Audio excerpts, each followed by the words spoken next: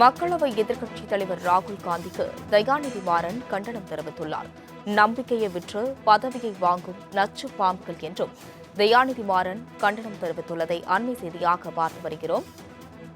இதுகுறித்த கூடுதல் விவரங்களுடன் செய்தியாளர் செலினா இணைப்பில் உள்ளார். செலினா, வணக்கம். தற்பொழுது ராகுல் காந்திக்கு தயாநிதி மாறன் கண்டனம் தெரிவித்துள்ளார். கூடுதல் விவரங்கள். நம்பிக்கையை விற்று பதவியை வாங்கும் நச்சு பாம்புகள் தமிழ்நாட்டிற்கு வந்துவிட்டு காவேரி உரிமை குறித்து பேசாமல் இருப்பவர்கள் துரோகிகள் என்று ராகுல் காந்திக்கு தயாநிதி மாறன் தற்பொழுது கண்டனம் தெரிவித்திருக்கிறார்.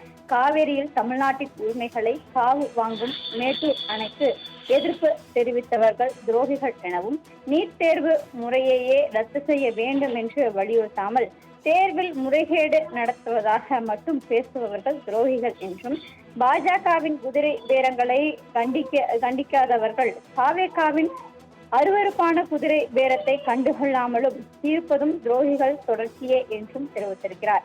ஆட்சியையும் அமைச்சரவையையும் விமர்சித்து எக்ஸில் பதிவுவிட்டு கூட கைது செய்யும் பாசிச தாவேகா ஆட்சியை கண்டிக்கதும் துரோகமே எனவும், டெல்லி போலீசுக்கு சற்றும் குறைவில்லாமல் தமிழ்நாட்டு போலீசும் நீட் போராட்டம் நடத்திய மாணவர்கள் மீது அராஜக தாக்குதலை நடத்தியதை கண்டிக்காததும் துரோகிதல் உச்சமே என்றும் தெரிவித்திருக்கிறார். தமிழ்நாட்டிற்கு வந்த ஒருவர் அரசியலில் பாடம் எடுப்பதை பார்த்துவிட்டு இதெல்லாம் விமர்சிக்காமல் நினைவுக்கு வரவில்லையா எனவும் தெரிவித்திருக்கிறார். குறிப்பாக தொடர்ச்சியாக மேட்டூர் அணை விவகாரம் தொடர்பாகவும், நீட் தேர்வு ரத்து செய்வது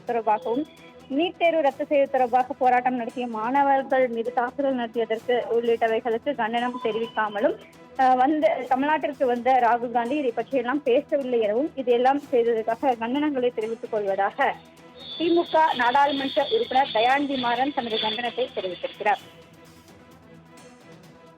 விவரங்களுக்கு நன்றி செலினா.